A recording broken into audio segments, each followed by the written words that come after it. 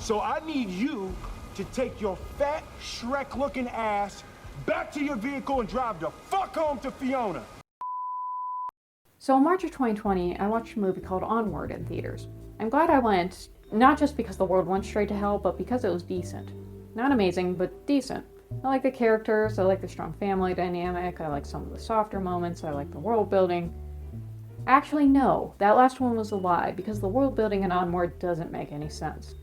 Now, just to clarify, I am not opposed to modern fantasy settings in and of themselves. I just found the world building in this specific movie to be a bit lackluster compared to what could be done with the ideas presented. And while the world building here isn't as bad as, say, something like Bright, You almost killed me, lady! Fairy lives don't matter today. it's, still pretty bad.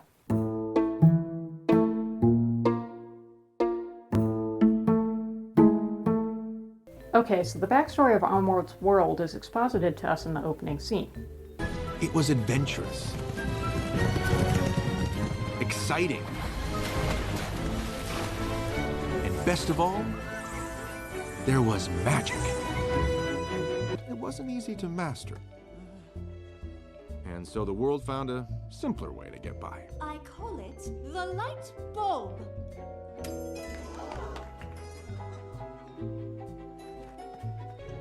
Over time, magic faded away. No? No. Okay, so in order to explain why this doesn't make sense, I need to equate magic to something that exists in our world. So in this case, I am going to use the example of old technology versus new technology. So, okay, we start listening to live music in person. But then, oh shit, now records exist and we can listen to music in our homes. Oh shit, now cassette players exist, which are smaller and portable. Oh shit, now CDs exist, which hold more information than cassettes and don't damage as easily. Oh shit, now MP3 players exist, which are even smaller and allow the user to choose what music to put on them. Oh shit, now streaming services exist and you can play whatever music you want on the tiny computer you've already got carrying in your pocket. Oh shit, now we can stream music directly into our brains. Oh shit! The point is that new technology only replaces older technology under the following stipulations.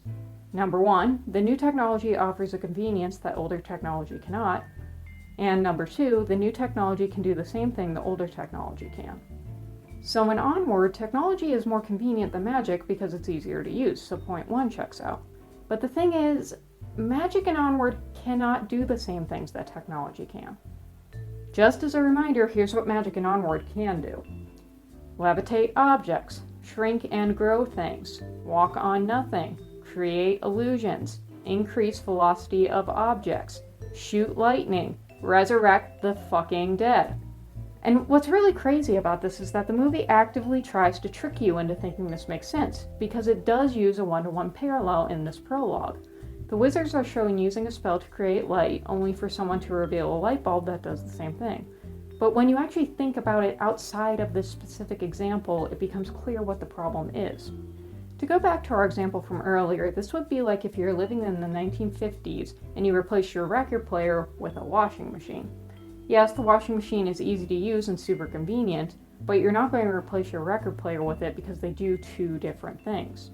Because magic can do things that technology cannot in this setting, like there's no shoot lightning app on smartphones yet, it wouldn't disappear completely. Specific spells might become defunct. For example, the spell used to make light shown at the beginning isn't needed when there's electricity, but magic as a whole would not. Now, there are a few more points that the movie brings up that you could try to use to make this idea make sense, so let's see if any alternate angles work. For starters, the whole magic is hard to master thing.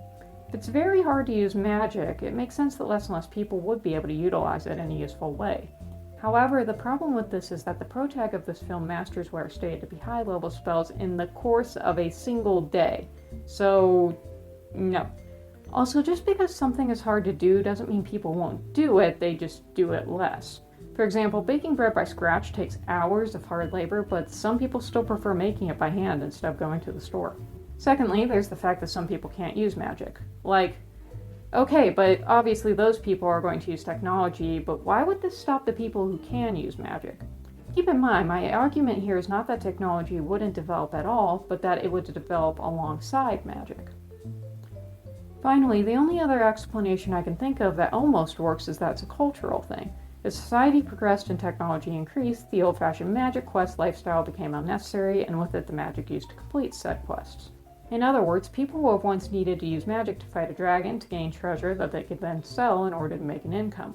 Over time, dragons became domesticated and no longer needed to be fought, while the dangerous questing lifestyle went away in favor of working a nice office job that doesn't require magic to do.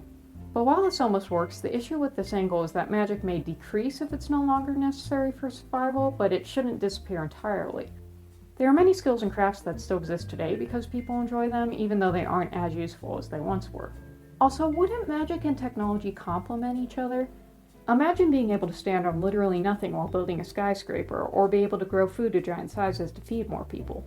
Heck, at the end of the movie, Ian uses magic to levitate his car and fly, and it's like, who the hell wouldn't want to learn magic in order to skip highway traffic?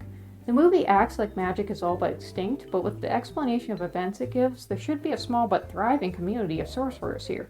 You definitely shouldn't need to rely on Dungeons and Dragons in order to learn how to use it. Oh, and speaking of which,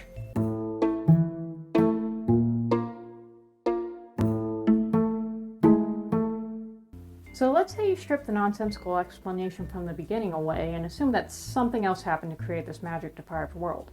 Does the rest of the world building make sense? Not really. Take, for example, the fact that D&D, they don't call it D&D, but it's D&D, and this world is historically accurate. Oh, but before you cast that spell again, you're gonna have to practice your magic. This book is for a game. I told you, everything in Quests of Yore is historically accurate, even the spells. Like, I guess, but who in the heck makes a history game wherein every single detail is 100% historically accurate, to the point where the Manticore's Tavern is still standing in present day? Why is it better to use this card game than, oh, I don't know, go to the library and check out some history books, or Google it? It's like saying that Monopoly is an accurate depiction of the US economy. It's not wrong per se, but it just feels like it was a setup for a joke rather than something the writers actually thought hard about. Same goes for the unicorns. In this universe, they're basically feral raccoons, which is obviously a joke about how unicorns are usually treated as majestic in fantasy. But, like, other animals really only encroach on human establishments when their own habitats aren't suitable and they need to find food or water. Shouldn't unicorns be herbivores and just be more akin to wild horses? Heck, wouldn't it make more sense if they were tamed, like what we did to wild horses in order to get around? What did people in Onward's universe use for transportation before cars became a thing? It's particularly weird, too, because Barley has a unicorn painted on the side of his van, and it's like, I guess that's supposed to harken back to the days where unicorns were all majestic and stuff, but then you're just making me picture someone painting a raccoon on their van. And then when the van dies, it once again utilizes the imagery of a majestic unicorn, even though unicorns are raccoons in this universe, so now I'm picturing a flying majestic raccoon, and you see why this is a bit weird? There are a few other instances of this that I can highlight in the film, such as the domesticated dragon that can still breathe fire, which seems like a really good way to burn down your house, or the fact that there's so much mythology and magic branded stuff in this universe, which would be like having a bunch of medieval times branded buildings everywhere. But nothing is as bad as the sprites. Dear God, the sprites. Okay, so we meet these sprites. The sprites are a biker gang, which is a little funny, but they also don't fly. Heck, they treat the fact that sprites cannot fly as a fact. Sprites can't fly! Well, your wings don't work because you stopped using them. You calling me lazy? No, not you. Your ancestors. What did you say about my ancestors? So from the direction of this conversation, at first I was thinking, okay, so sprites stopped flying some time ago for undisclosed reasons, and so now their wings are vestigial. It doesn't make much sense as to why their ancestors would stop flying, but at least the vestigial thing makes sense. Fuck. Okay, so let's dissect this. The claim of the movie is that sprites stop flying because they now have bikes to ride. Lazy. I'm sorry, very sorry. He's sorry too. You don't need to fly. Who needs to fly? I mean, you got those great bikes. Here are those same sprites doing the very simple task of driving a motorcycle, then opening a door. This film is making the claim that sprites don't fly anymore because they're lazy and it's easier to use their bikes, despite the fact that everything is made 10 times harder for them because they don't fly. And need I remind you that the sprites themselves aren't even opposed to flying because they're all for it once their lazy butts get in the air. Here's the thing though, the scenario is not necessarily the issue here. The problem here is much larger. Take a second to really think about what's wrong with this scene. Okay, ready? Why in fuck's name are they using human-sized motorcycles? The Bright reference I made at the beginning was meant to be a joke, but it's actually pretty accurate because Onward makes the same mistakes in its world building that Bright does. Rather than thinking about how our culture and technology would be impacted by the presence of things like different species, instead simply slaps magical elements into our current world for a quick gag. Logically speaking, there should be tiny motorcycles in this universe to accommodate sprites, and maybe even separate small roads to accommodate the tiny vehicles, but there are human-sized motorcycles in our world, so they're human-sized here because the visual of pixies driving a huge bike is mildly amusing. And you know what's crazy? The movie itself does this exact idea much better with a different character. The Manticore also can't fly very well anymore due to a lack of exercise, but unlike the sprites, not flying somehow doesn't create more work for her rather than less. Another good example of this is Officer Bronco. Yes, that is his real name, to stay with me here. At the beginning of the movie, we get this exchange. Did you know, in the old days, centaurs could run 70 miles an hour? I own a vehicle, don't need to run. This is possibly the best world building the film manages to come up with in regards to the theme of technology versus magic. Yeah, centaurs can run 70 miles per hour, but cars can go 120 miles per hour easily. On top of that, running takes physical stamina and leads to exhaustion, so they could only go a few miles at that speed, unlike a car, which has no limit on how long you can go except for gas. However, it's also true that there's nothing stopping him from running short distances instead of always driving, making the whole lazy technology replacing magic idea actually kind of work here.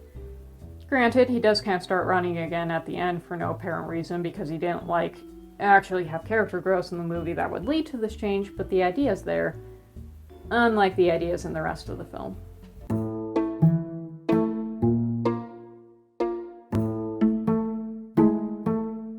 So now you've sat through most of this video, and you might be asking yourself, who gives a shit? I mean, sure, the world building isn't great, but it's not central to the actual plot about the brothers resurrecting their dead father. Is it really that important? And to that I say, think about what I just said there. The world building, the entire idea of a modern fantasy with modern technology, isn't important to the plot. When you boil it down, the plot is two brothers questing to revive their dead father and strengthening their own bond in the process. If this movie was just a standard D&D style fantasy, not much about the core plot would need to change. Sure, there are some plot points loosely based around technology, like attempting to use magic to get more gas only for that to backfire and cause them to end up in a car chase, but they could easily be changed to other obstacles without losing much. Most of the movie is so centered around traditional magic due to the whole bringing magic into the modern day idea thing that the modern day is more of a backdrop than something integral to the plot. Compare this to something like Zootopia.